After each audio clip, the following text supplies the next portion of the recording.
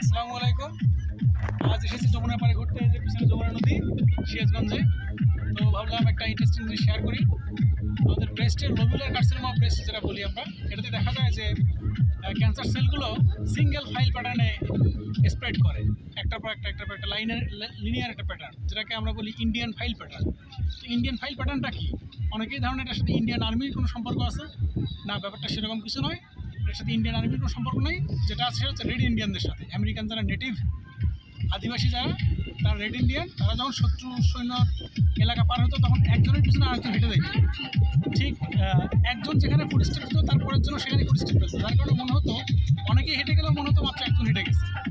একটা ডেমনস্ট্রেশন দেখাই। এই যে দেখেন, এখানে যে আমি হেঁটে গেলাম, আমার পায়ের ছাপ উঠতেছে, পায়ের ছাপ উঠতেছে। তো এরপরে রেড ইন্ডিয়ানরা যা করতো ঠিক একই জিনিস করতো। এরপরের জন্য যে রেড ইন্ডিয়ান হাঁটতো, ঠিক একই জায়গায় পা ফেলতো, এরকম শত শত সৈন্য পার হয়ে যেত, একই জায়গায় ফুট স্টেপ ফেলে। তাতে হতো কি, শত শত সৈন্য গেলেও শত্রুপক্ষ দেখতো যে একটা মাত্র পায়ের ছাপ, মনে করতো শুধুমাত্র একজন সৈনিক হেঁটে গেছে।